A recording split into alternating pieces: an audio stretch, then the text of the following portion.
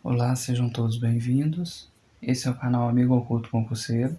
Nesse vídeo a gente termina a prova da RBO que a gente está fazendo para conhecer a banca.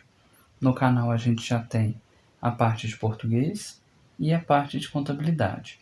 É a prova da banca RBO da Prefeitura de Porto Ferreira e era para professor técnico de contabilidade. E agora nesse vídeo a gente vai fazer o que ficou faltando, que é uma mistura de direito administrativo, constitucional, tributário e finanças públicas. A nossa primeira questão é a questão 36, e é de direito administrativo. 36. Entre aspas vem escrito no enunciado: fundamentado no princípio geral de que o poder público se subordina à lei, o que também assegura a participação do Parlamento no exame e deliberação dos principais temas de interesse da sociedade. Este princípio está elencado como o primeiro dentre os princípios da administração pública brasileira, de qualquer dos poderes da União, Estados, Distrito Federal e municípios. Aí a pergunta, né? O texto acima se refere ao princípio orçamentário da alternativa A, universalidade e orçamento bruto. Alternativa B, unidade. Alternativa C, especificação, discriminação ou especialização. E alternativa D, legalidade. Quando a gente vai falar de direito administrativo, a gente tem que lembrar dos princípios, dos princípios fundamentais. E é quase certo que vai cair na prova os princípios fundamentais.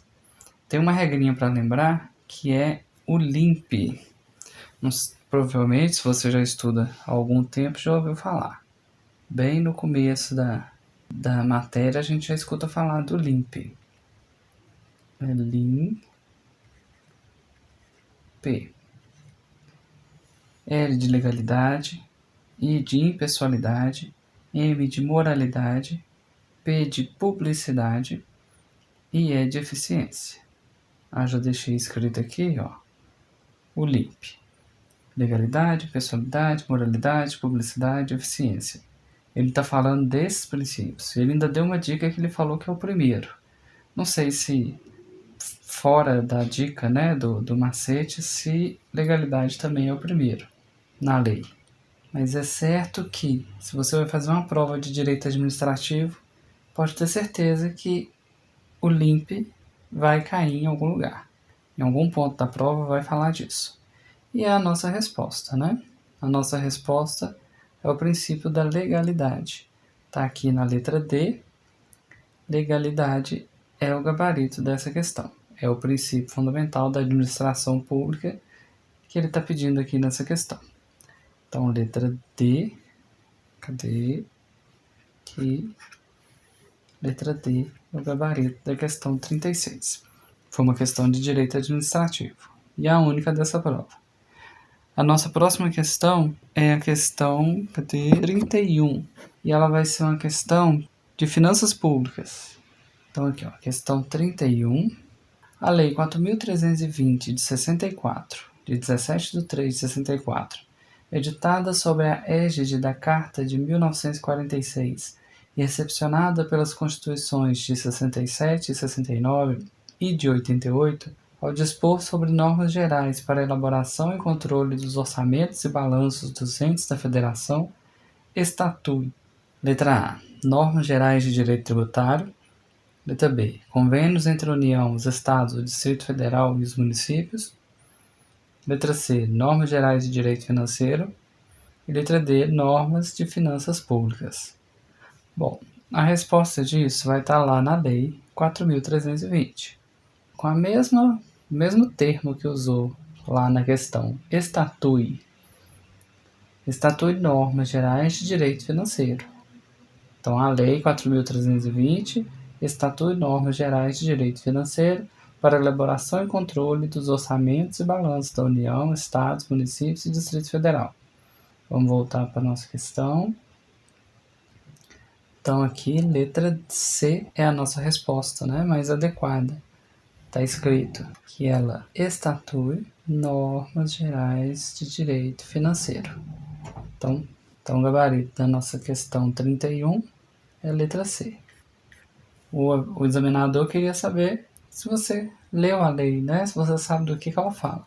Não precisava nem ter lido ela toda, só o comecinho já bastava para responder essa questão. A nossa próxima questão também de finanças públicas é a questão 32. Vamos para 32. Ela já vai falar agora da Lei de Responsabilidade Fiscal. São pressupostos básicos da Lei de Responsabilidade Fiscal, a LRF, que é como ela é abreviada, que é a Lei número 101 de 2000. Os pressupostos básicos da lei.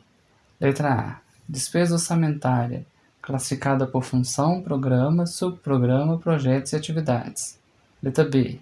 O planejamento, o equilíbrio fiscal, a transparência da gestão mediante ampliação da visibilidade para o cidadão.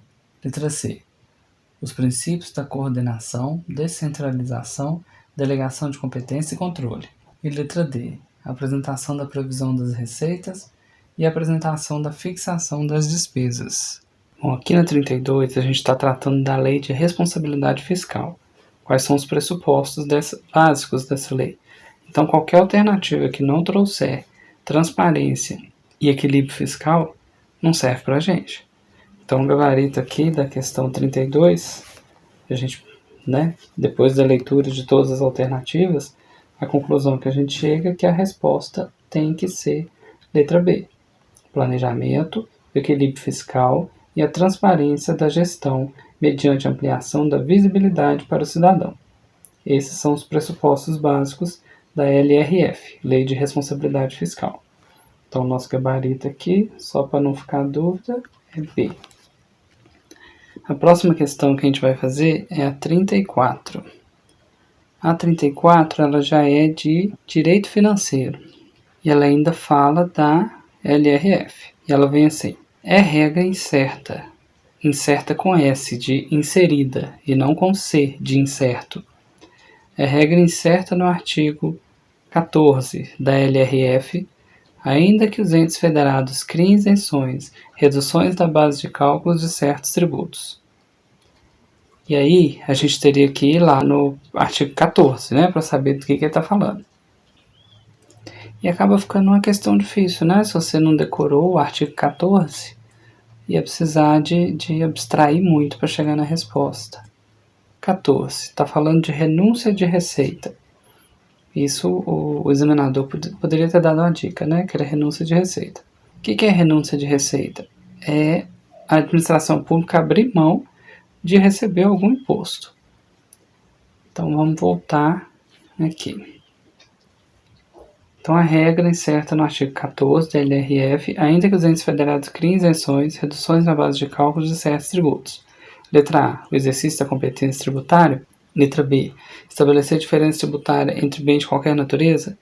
Letra C. O regramento do poder de polícia da administração pública. E letra D. Inibir a chamada guerra fiscal.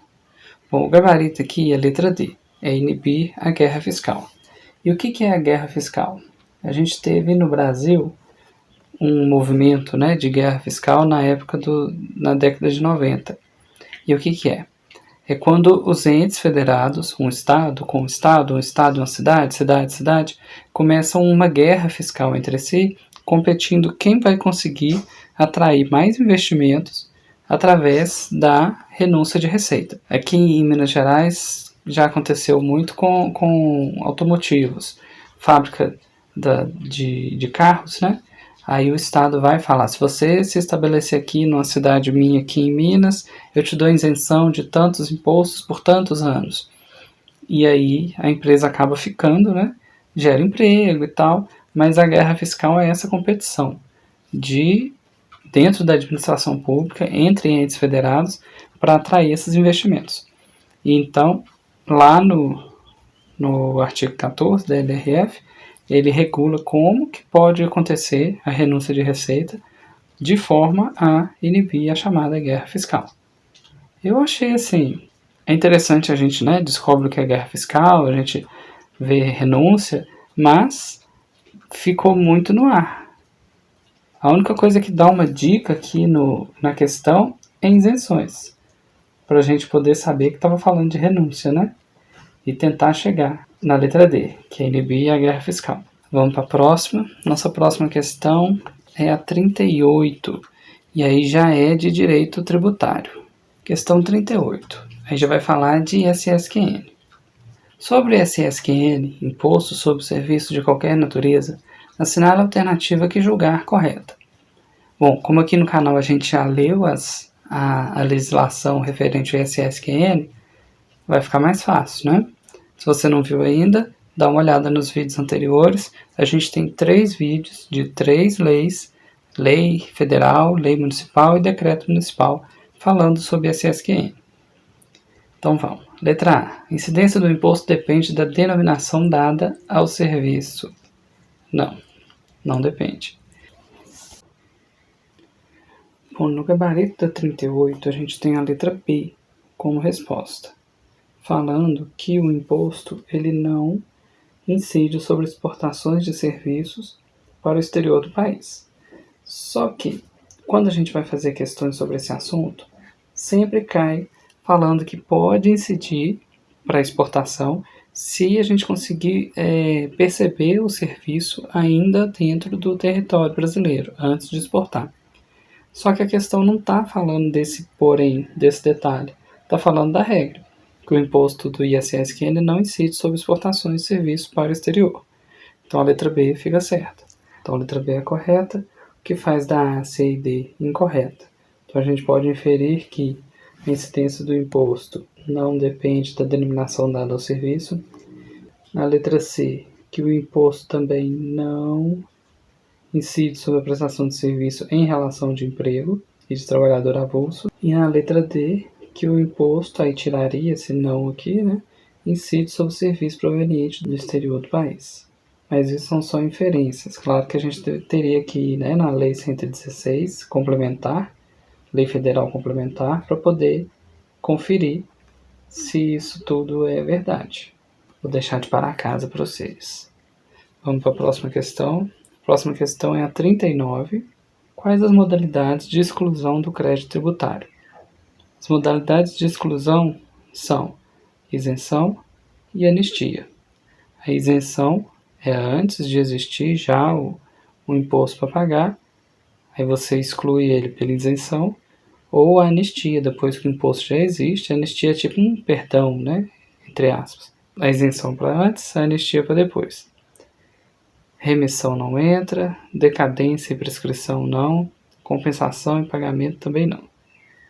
Então, letra B, isenção e anistia.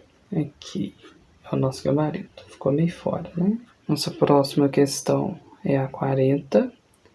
Lembrando que a gente está fazendo essa prova só pelo fato dela ser da RBO, para a gente conhecer a banca. Questão 40. De qual forma pode ser concedida a moratória? O que é moratória? A moratória é tipo um prazo. Um prazo não, uma extensão de prazo. O ente ou a pessoa teria que pagar algum imposto e a administração estica esse prazo para pagar o tributo. Então a moratória é isso, uma extensão do prazo. E lá no CTN, no Código Tributário Nacional, no artigo 152, vou deixar anotado aqui, CTN,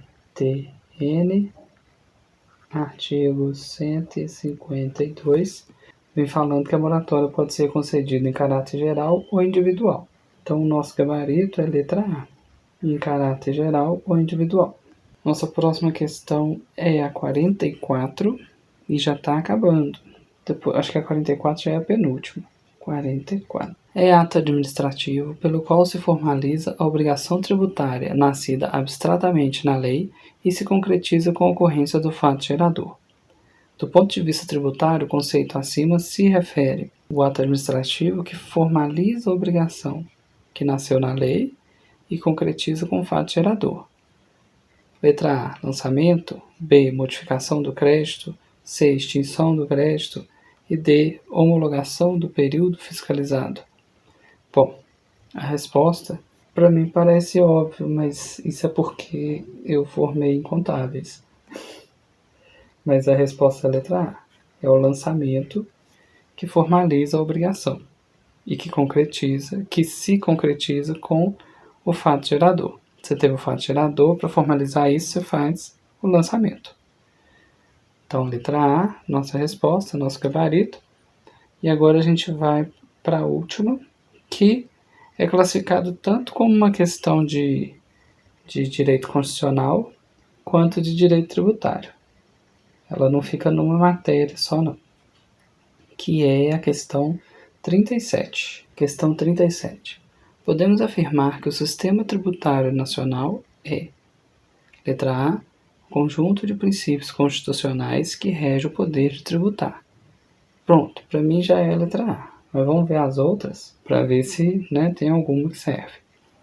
Conjunto de regras infraconstitucionais que tem por fim definir os tributos. Aqui a gente tem dois problemas, Infra, aqui, e definir o tributo. Letra C. Norma geral expedida pelo chefe do Poder Executivo. Um sistema, todo um sistema, não pode ser traduzido como uma norma. E sistema tributário, aqui na D está como lei de natureza ordinária, como se fosse uma lei só, Lei de natureza ordinária que trata da instituição ou modificação do tributo. Eu acho que lei e norma ficou muito simples. É um conjunto, são várias leis. E os princípios são constitucionais. Ele não define tributos, seria uma simplificação, igual está na letra B. Ele rege o poder de tributar, é mais amplo. Então, letra A é a nossa resposta. Bom, essa foi a última questão. Lembrando que a gente fez português no vídeo anterior, no penúltimo, fez contabilidade no penúltimo vídeo, e nesse último agora tem todas as outras questões de direito tributário, constitucional, administrativo, financeiro, que serviria para a gente na prova do ISS. Então a gente já fez essa prova para conhecer a banca RBO, e nos próximos vídeos a gente continua com a leitura das leis que estão no edital, e também com as questões da última prova do ISS-BH, aquela de 2012. Até o próximo vídeo, gente.